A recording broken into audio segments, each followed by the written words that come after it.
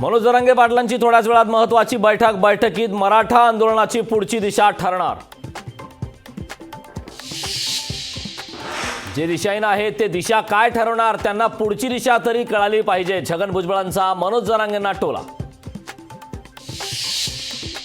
महाविकास आघाडीची थोड्याच वेळात बैठक, अर्थसंकल्पीय अधिवेशनाच्या पार्श्वभूमीवर मवियाची बैठक, मवियाच्या बैठकीनंतर पत्रकार परिषद।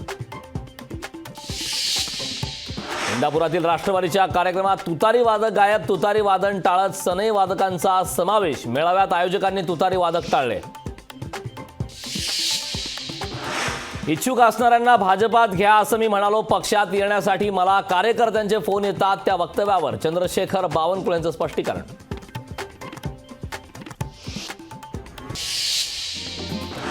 यवतमाळमध्ये पंतप्रधानांच्या कार्यक्रमासाठी बनवलेला मंडप कोसळला, अँगल कोसळून 4 जण जखमी, जखमींवर रुग्णालयात उपचार सुरू।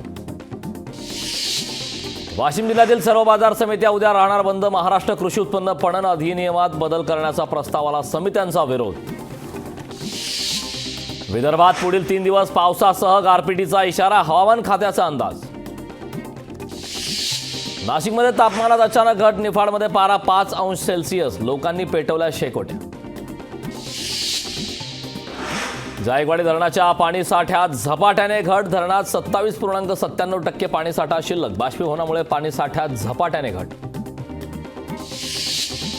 सांगलीत यंदा सलग दुसऱ्यांदा कृष्णा नदीचं पात्र कोरडं, मनपानं उपाययोजना करावी, नागरिकांची मागणी। मुंबईकरांना 1 मार्च पासून करावा लागणार पाणी कपातीचा सामना, धरणांमधील पाणीसाठा कमी झाल्यानं 10% पाणी कपात केली जाण्याची शक्यता। पुणेकरांनो, पाणी जपून वापरा, खडकवासलामध्ये केवळ 55% पाणी साठा, कालवा समितीच्या बैठकीत पाण्याच्या अतिरिक्त नियोजनाबाबत होणार चर्चा। 29 फेब्रुवारीपासून सायनच्या रेल्वे उड्डाणपुलाचं पाडकाम केलं जाणार, लाखो मुंबईकरांच्या वाट्याला हेलपाटा येणार।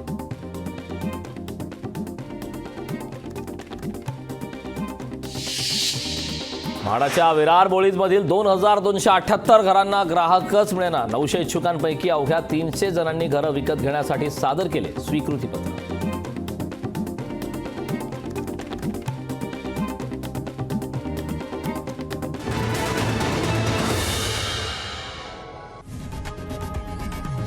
लोकशाही मराठी ऐका, पहा, जागरूक रहा।